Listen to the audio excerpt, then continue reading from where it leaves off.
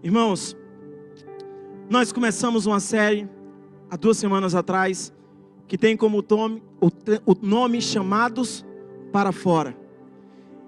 E tantos de nós estamos sendo edificados, porque nós estamos aprendendo que o Senhor tem nos chamados para ser agentes de transformação, aonde quer que você possa estar.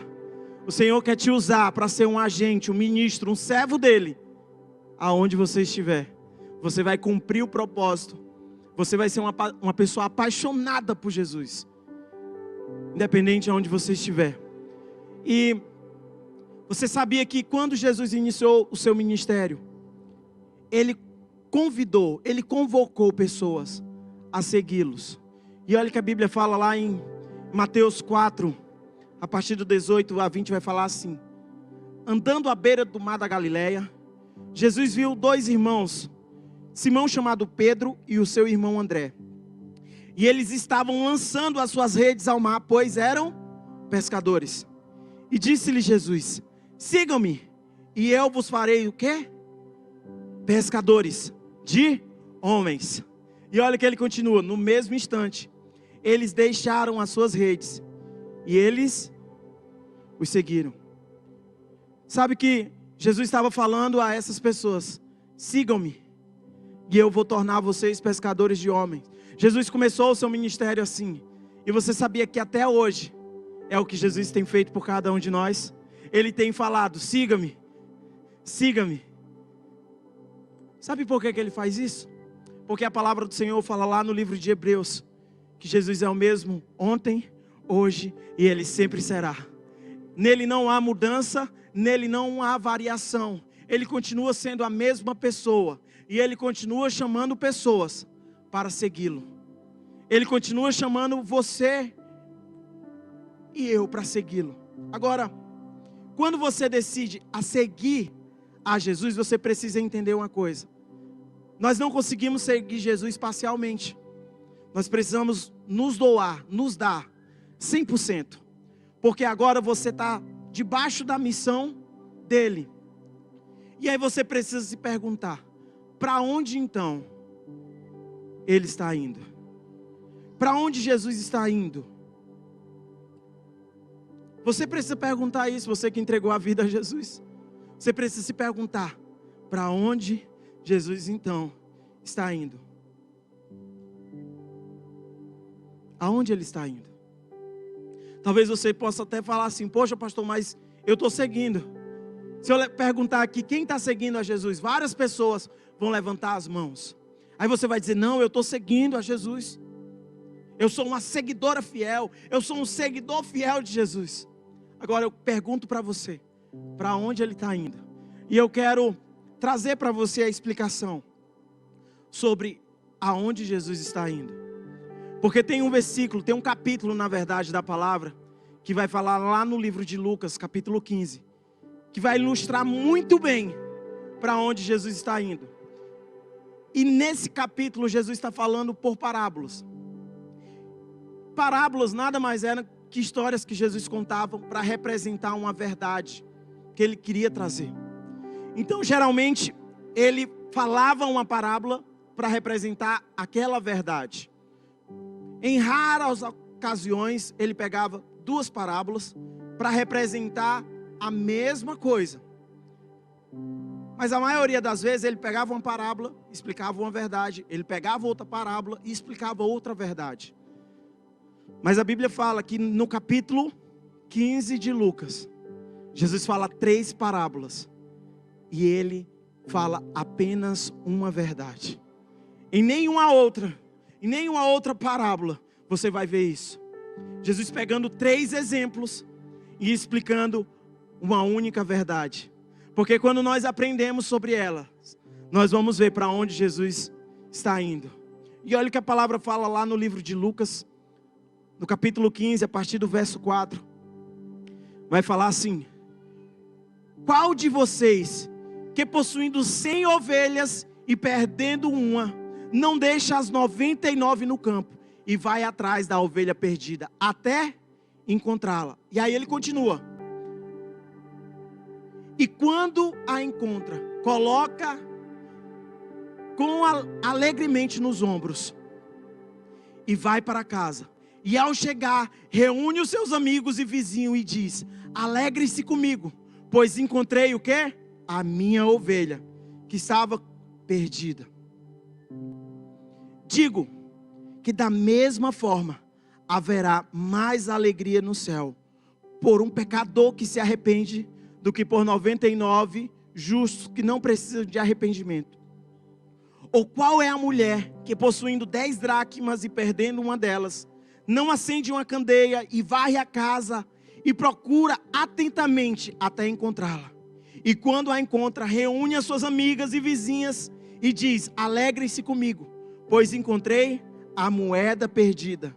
Eu digo que da mesma forma que há alegria na presença dos anjos de Deus por um pecador que se arrepende. Aí agora ele vai começar a contar a terceira parábola, que é a parábola do filho pródigo. E a parábola do filho pródigo vai contar que um pai, fazendeiro muito rico, tinha muitas posses, mas ele tinha 2 filhos. Ele tinha um filho mais velho, ele tinha um filho mais moço. E o filho mais moço chegou e disse assim: pai, me dá a minha parte da herança, eu quero aquilo que é meu por direito. Só que quando ele pede a herança, ele na verdade está matando o pai. O pai nem tinha morrido ainda, mas o pai não titubeou. Com certeza deve ter ficado triste, mas entregou a parte dele da herança. A Bíblia conta que ele foi para uma terra distante, uma terra longe. E quando chegou lá, ele começou a gastar todo o dinheiro. Começou a farrear, começou a gastar o dinheiro com prostituta, com bebidas, com amigos. E o que acontece? Acabou o dinheiro. E quando acabou o dinheiro, a Bíblia conta que veio uma grande fome sobre aquela região onde ele estava. E aquele rapaz, que antes era tão bem sucedido porque tinha herdado a herança do pai, agora estava se vendo em uma situação de aperto, que não tinha nem dinheiro sequer para comer, ao ponto de ter ido cuidar de porcos. E ele se lembrou: poxa, na casa de meu pai, até os escravos, até os empregados têm comida em fartura, até os empregados têm comida em abundância. Eu preciso voltar para a casa do meu pai. E eu vou chegar lá e eu vou dizer: pai, eu pequei contra os céus, eu pequei contra ti, eu não sou digno nem de ser chamado como seu filho, mas por favor me aceita, só para mim poder ser um dos seus empregados, porque pelo menos em casa agora, ele teria comida em fartura, em abundância. E a Bíblia conta que quando aquele filho vai voltando para casa, quando ele se aproxima de casa, o pai o vê de longe, e o pai corre em direção ao filho, abraça o filho e diz: meu filho, como eu te amo. Ele disse: pai, eu não sou digno nem de ser chamado seu filho, me aceita pelo menos como um dos seus empregados. O pai rapidamente pede para botar uma nova roupa nele, uma nova sandália, e começa a festejar, dar um banquete para ele. Nesse intermédio chega o filho mais velho, que tinha ficado com o pai, e diz assim: papai, esse daí é o filho desnaturado que tu tinha? Que pegou todos os bens, pegou a parte da herança e foi embora, e agora você tá dando uma festa para ele, fazendo churrasco? A gente devia dar uma pisa nele, papai. Pai olha para o filho e diz assim: meu filho, tudo que eu tenho é seu. Você pode dar festa todo dia porque tudo é seu. Agora esse seu irmão aqui, ele estava perdido e ele voltou, ele foi achado. Ele foi achado. E sabe de uma coisa, irmãos, que nós podemos observar e analisar nessas 3 histórias, é que sempre em uma dessas histórias, vai ter uma pessoa que representa a Deus. Em outro momento, na mesma história, vai ter uma pessoa, ou um objeto, ou uma coisa, que está fora do lugar. E outra coisa, que está completamente no lugar, que está alinhado, que está na forma correta. E na parábola do pastor das ovelhas, sabe o que representa ali a Deus? O que está representando a Deus, nada mais é do que o pastor das ovelhas. O pastor das ovelhas está nessa coluna que representa a Deus. Agora, o que está no lugar errado? Aquela uma ovelha que se perdeu. Aquela uma ovelha que se perdeu, ela simplesmente foi para o lugar errado. Agora, o que está no lugar certo? As 99 ovelhas. E sabe, essas 99 ovelhas podem ser representadas por nós também, que já entregamos a nossa vida a Jesus. E estamos no lugar certo. Você pode dar uma glória a Deus por isso? Glória a Deus. Agora, já na dracma perdida, quem é a pessoa que representa a Deus? A mulher. A mulher é essa pessoa que está lá representando a Deus. Agora, o que está fora do lugar? O que está errado? Aquela moeda que foi perdida. Uma moeda foi perdida. Agora, o que está no lugar certo? As 9 moedas. Aquelas 9 moedas estão no local correto. Já na história do pai, do filho pródigo, o que está no lugar, que está tomando ali a posição de Deus, nada mais é do que o pai. Mas o que está no lugar errado? O filho. Aquele filho mais novo. Aquele filho que pediu a herança. Agora, o que está no lugar certo? Sabe quem é? O filho mais velho. Aí você diz assim, poxa pastor, mas o filho mais velho está no lugar certo? Sim, está no lugar certo. Ele não tinha a atitude correta. Ele não teve a atitude correta. Mas ele ficou no lugar correto. Ele ficou ali protegendo o pai. Ele ficou na posição de dizer, eu preciso ficar aqui com o papai. Meu pai precisa de mim. Então ele estava nesse lugar. Sabe o que eu vejo nisso, irmãos? Nessas 3 histórias, eu consigo ver para onde Jesus está nos querendo nos levar. Para onde Ele está indo. Aonde está o coração dEle. Porque quando fala da história do pastor e das ovelhas, esse pastor olha para as ovelhas e ele conta. E ele diz assim, poxa, eu tinha 100 ovelhas, mas faltou uma. Se ele fosse um mau pastor, ele diria assim, não, se perdeu apenas uma, eu ainda tenho as 99. Então eu vou cuidar dessas 99. E aquela que se perdeu, não tem problema. Não vai fazer falta. Ao contrário, ele pegou as 99 ovelhas, deixou no canto e foi atrás daquela ovelha que estava perdida. Então o que o pai está falando para nós hoje é dizendo assim, ó, meu filho, siga-me. Você está no canto certo.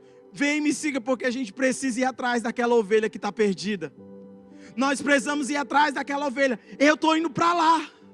Você lembra que a palavra de Deus fala que Jesus veio para resgatar as ovelhas perdidas da onde? Da casa de Israel. Quando Jesus envia os primeiros discípulos, os 12, lá em Mateus 10, que ele começa a falar para enviar os discípulos, no final ele fala, começa a pregar para aqueles que estão perdidos. Começa a pregar para os irmãos que um dia escutaram a palavra, mas hoje não estão firmados. Então Jesus está aqui, ó, eu estou indo para cá, eu estou indo atrás do perdido. Da mesma forma a mulher tinha 10 moedas, a mulher tinha 10 moedas de prata, mas ela perdeu uma. Mas eu fico pensando, ela disse assim, olha, eu perdi uma moeda, ninguém vai entrar não aqui em casa, vou fechar a porta, vou acender uma lamparina aqui, vou acender a lamparina, vou varrer a casa e eu vou atrás dessa moeda que está perdida. E eu fico imaginando ela botando as moedas assim no canto, ou então botando no bolso e dizendo, vou procurar a moeda que estava perdida. Quando achou, botou a moeda na mão, botou as outras 9 e disse, está completo agora, está tudo alinhado, está tudo certo, porque o coração do pai é em salvar o perdido, é buscar o perdido. Aí quando chega no filho pródigo,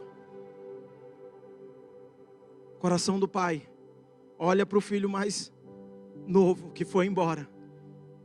E eu fico imaginando que talvez, isso aqui sou eu imaginando, como se fosse uma fazenda bem grande. Nessa fazenda tivesse apenas uma entrada. E quando aquele filho veio, maltrapilho, como se fosse um mendigo, talvez os outros servos Os outros empregados do pai nem reconheceram que era o filho daquele pai. Mas o pai de longe olhou e disse: esse é o meu filho. Porque o pai nunca esquece do filho, irmãos. Como a palavra do Senhor fala, ainda que uma mãe possa esquecer do filho a que amamenta, eu todavia, o Senhor, jamais me esquecerei de ti. Então o pai estava olhando e o pai saiu correndo em direção ao filho. E o pai disse: meu filho. E da mesma forma que ele falou: olha, meu filho mais velho, eu estou indo para cá. Olha o teu irmão, ele estava perdido, mas foi achado. É para onde eu estou indo. Se nós somos seguidores de Jesus, se nós estamos seguindo a Ele, nós precisamos saber que Ele está em busca do perdido, que Ele está em busca de alcançar aquela pessoa que está perdida. É por isso que você é um agente de transformação aonde você está. É por isso que você é um agente de mudança. Você é um ministro do Senhor, seja em qualquer parte onde você esteja, seja no trabalho, na faculdade, na escola, dentro de casa, seja indo na mercearia. Você está lá representando a Ele, você está seguindo a Ele, você está fazendo a vontade do Pai, você está sensível a tudo que está acontecendo, a tudo que está à sua volta. E aí sabe o que acontece? Você está com o coração em ganhar o perdido, em ganhar o perdido, em ganhar o perdido, em ganhar o perdido. E aí talvez você até diga assim: poxa pastor, mas aquele meu vizinho lá, ele tem muito dinheiro, ele nem precisa de Deus. Ou então, ele é muito orgulhoso, ele é muito soberbo, ele é muito ignorante. Deixa eu falar uma coisa: não é porque a pessoa tem muito dinheiro que ela não precisa de Deus. O dinheiro dela não compra felicidade, o dinheiro dela não compra paz, o dinheiro dela não vai comprar o Deus que nós servimos. É você que precisa levar a palavra até essas pessoas e ser esses agentes de transformação, para mudar, para liberar, para transformar. Se nós estamos seguindo, o que é que ele falou? Eu vou tornar vocês pescadores de homens. Pescadores de homens. Quando Jesus falou isso para Pedro, ele disse assim: Pedro, eu vou tornar você pescador de homem. E Pedro começou a seguir Jesus de perto, começou a olhar Jesus de perto, começou a ver as coisas que Jesus estava fazendo de perto. Na vez que Pedro se distanciou de Jesus, foi a vez que ele negou a Ele.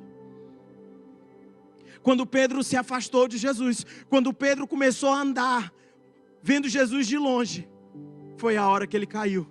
E olha que a palavra fala lá em Mateus capítulo 26, 58. Pedro o seguia de longe até o pátio do sumo sacerdote. Entrou e se assentou com os guardas para ver o que aconteceria. E o que foi que aconteceu? Pedro negou a Jesus 3 vezes. Quando Pedro foi decidir seguir Jesus de longe, quando Pedro foi querer viver uma vida para ele mesmo, olhando as coisas de longe, como se quem passa de largo, como quem passa de longe, sabe o que acontece? Ele cai. E eu aprendi uma frase com o pastor Eibe, que ele fala: quem segue a Jesus de longe, acaba seguindo o diabo de perto. Porque quando nós seguimos Jesus de longe, o diabo acaba vindo para próximo de nós. Sabe para quê? Para te induzir a se afastar, para te induzir a cair. Pedro falou: Jesus, eu estou contigo até a morte. E o que aconteceu? Quando ele sentiu na pele que a perseguição era grande, quando ele viu aqueles guardas que estavam levando Jesus, ele se afastou, ele teve medo. Agora, quantos de nós talvez nós já seguimos Jesus de perto e por algum motivo acabamos nos distanciando dele, acabamos olhando para Jesus de longe? Jesus está falando: meu filho, é para cá.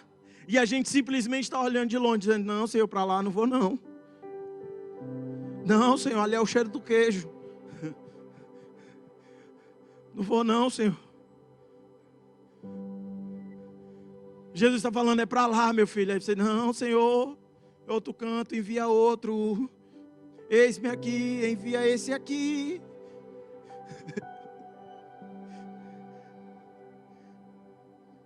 Mas Jesus está falando com você, é você, meu filho. É você.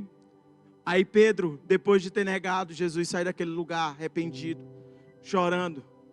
E Pedro vai fazer o quê? Pescar. Voltar para a mesma vida, voltar para a mesma prática, voltar para aonde Jesus tinha achado ele. Jesus olhou, não tem problema não, Pedro, eu vou atrás de tu, porque eu sou insistente. Eu vim buscar as ovelhas perdidas, Pedro. E aí Jesus chega lá, Pedro sai nadando, porque encontra Jesus à beira-mar. Jesus olha para Pedro e diz assim: Pedro, Pedrinho, tu me ama com esse amor ágape, esse amor verdadeiro. Pedro olhou para Jesus e disse assim: Senhor, eu só te amo como amor de amigo, só te amo filéu. Cara, eu fico impressionado com Jesus, porque ele olha e diz assim: tem problema não, Pedro, apacenta minhas ovelhas, Pedro. Eu continuo te escolhendo, eu continuo acreditando em você. E aí pela segunda vez, Jesus olha para Pedro e diz assim: ei Pedrão, me ama com esse amor ágape. Pedro olha e diz: ô Senhor, eu só te amo filéu, eu te amo com esse amor de amigo, porque na hora que era para me estar junto contigo eu te neguei, mas eu te amo com amor filéu. Jesus olha para ele e diz assim: tem problema não, apacenta minhas ovelhas, vai atrás delas. Pela terceira vez Jesus fala assim: Pedro, tu me ama só mesmo com esse amor filéu? Pedro se entristeceu e ele disse: é Senhor, eu só te amo filéu. Jesus olha para Pedro e diz assim: tem problema não, Pedro, um dia você vai dar a sua vida por mim, apacenta minhas ovelhas. Pedro se arrependeu e foi um grande homem na história, ao ponto de quando ele foi morrer e as pessoas queriam crucificar ele, ele disse assim: eu não sou digno de morrer igual ao meu mestre, eu não sou digno de morrer igual ao meu Senhor, me pendure de cabeça para baixo, porque eu não sou digno de nem sequer ser parecido com ele. Se eu fizesse mais coisas ainda do que eu já fiz, ainda assim eu não seria digno. Jesus está olhando para nós hoje e dizendo: me segue, me segue. E para terminar, eu queria contar sobre uma última história. Todos nós sabemos que há mais ou menos 100 anos atrás, 110 anos atrás, houve algo que jamais as pessoas imaginariam que iria acontecer. Estava sendo inaugurado a maior construção da época que o homem já tinha feito, que era o Titanic. E na construção do Titanic ele era grandioso. As pessoas diziam que nem Deus sequer poderia afundar o Titanic. E sabe o que aconteceu? Na primeira viagem do Titanic da Inglaterra para os Estados Unidos, o Titanic bate em um iceberg. E 3h30 depois que ele bateu no iceberg, ele veio a afundar completamente. Mas quando o Titanic bateu no iceberg, as pessoas que estavam no navio ainda sentiam a impressão que ele não iria afundar. E somente quase 1 hora depois que ele tinha batido, os primeiros botes salva-vidas começou a descer ao mar. E os botes salva-vidas tinham capacidade para 70 pessoas. Mas os primeiros saíram com 12, 15, 20, 30 pessoas. Não era nem a metade da capacidade que os botes suportavam. Então eles contam a história que no Titanic teve 2 grandes desastres. O primeiro, por causa dessa turbulência, que ele bateu no navio e ele veio a afundar. A segunda coisa, é porque os botes salva-vidas, que tinham saído com 12, com 15, 13 pessoas, ao invés de ir buscar aquelas pessoas que estavam ao mar, naquela água gelada, eles simplesmente se distanciaram. Eles falaram: não, nós não podemos voltar. Porque se nós voltarmos, sabe o que vai acontecer? Eles vão entrar no barco, eles vão nos afundar e nós vamos morrer junto com eles. Olha como isso é duro. E muitas vezes isso está representando também nós, porque muitas vezes nós estamos olhando para o nosso eu e dizendo: eu não posso ir atrás do perdido, porque eu já sou salvo, eu já tenho uma vida eterna. Eu não posso me arriscar a perder. Eu não posso me arriscar a morrer fora do barco. De todos os barcos que saíram, apenas um bote voltou depois do naufrágio. Mas conta a história do Titanic, que tinha um homem dentro daquele navio, que se chamava John Pepper. Ele era um pastor. Ele era um pastor escocês. E John Pepper estava dentro do Titanic, junto com a sua filha Amy. Ele já era viúvo, mas ele estava indo da Inglaterra para os Estados Unidos, porque ele tinha sido convidado a ministrar uma conferência de evangelismo em algumas cidades dos Estados Unidos, e ele estava indo justamente para lá. E quando John Pepper viu que o navio tinha batido, se chocado no iceberg, nos primeiros botes, ele pegou Amy e colocou no bote salva-vidas e disse assim: minha filha, nós nos vemos no futuro, porque papai precisa ajudar essas pessoas que estão aqui.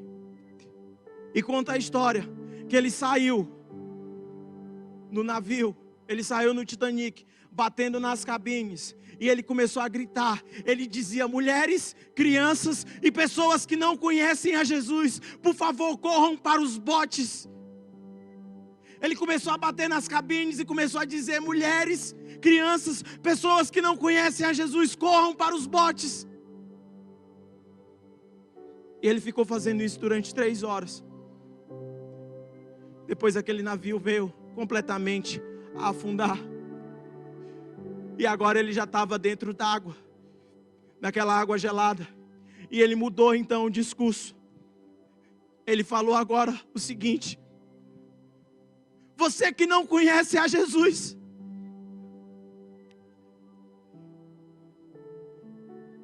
aceite-o, porque Ele quer te salvar, Ele pode te salvar. Usando o texto que está lá em Hebreus. E ele falou: creia no Senhor Jesus e você será salvo. Creia no Senhor Jesus e você será salvo. E ele ficava naquela água gelada, falando sobre isso. 1 ano depois que o Titanic veio a afundar, eles foram fazer um momento com os sobreviventes do naufrágio. E todos eles começaram a relatar suas histórias. E William James Paris foi relatar a sua história. E ele disse a seguinte coisa: eu tinha 19 anos quando o navio afundou. E eu não era do grupo prioritário para entrar nos botes. E quando o navio afundou, eu estava naquela água gelada. Mas de repente a maré, a onda trouxe um homem para perto de mim. E ele gritava: creia no Senhor Jesus e você será salvo. Você já tem a Jesus como seu Salvador. E ele fala que a água afastou o John dele. E ele disse: eu não conheço a Jesus. Eu não conheço a Jesus. Se eu morrer, para onde eu vou? Eu não conheço a Jesus, eu preciso conhecer a Jesus. E aquela água trouxe de novo John para perto dele. E ele falou assim: creia no Senhor Jesus e você será salvo. Conta a história que John estava com um colete. Ele tirou o colete e deu para ele. E depois daquilo, ele veio a morrer, ele afundou naquelas águas. Mas esse jovem de 20 anos falou naquele dia: eu fui salvo 2 vezes. A primeira vez porque eu aceitei a Jesus como meu Salvador. E a segunda vez porque o único bote que voltou me resgatou naquela água gelada. Sabe o que eu quero falar para você? Pastor Melvin falava uma coisa: nós só temos uma vida, e aquilo que nós fazemos em Cristo é que vai permanecer. Aquilo que nós fazemos no Senhor é o que prevalece. Aquilo que nós estamos fazendo para Ele é o que vai durar. É o que vai durar.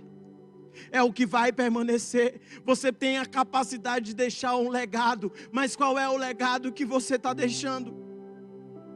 Quando nós falamos do Titanic, logo as pessoas vão lembrar do Jack e da Rose.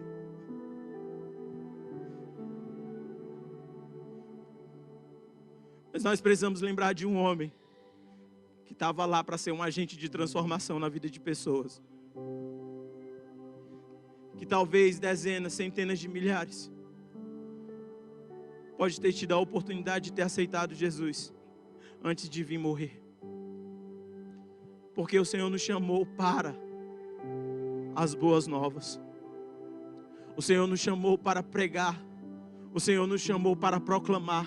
O Senhor nos chamou para dar liberdade àqueles que estavam algemados. Porque Ele me deu o ministério da reconciliação e eu posso também reconciliar outros. Ele quer nos usar para fazer a diferença. Ele quer te usar para ser um agente, para ser o ministro do Senhor. Seja no trabalho, na escola, na faculdade, seja onde quer que seja. E aí talvez você pergunte: para onde ele está indo? Ele está indo para salvar o perdido. E ele está olhando nos seus olhos e está dizendo: meu filho, minha filha, vamos. Vem, me segue. Eu estou indo atrás do perdido.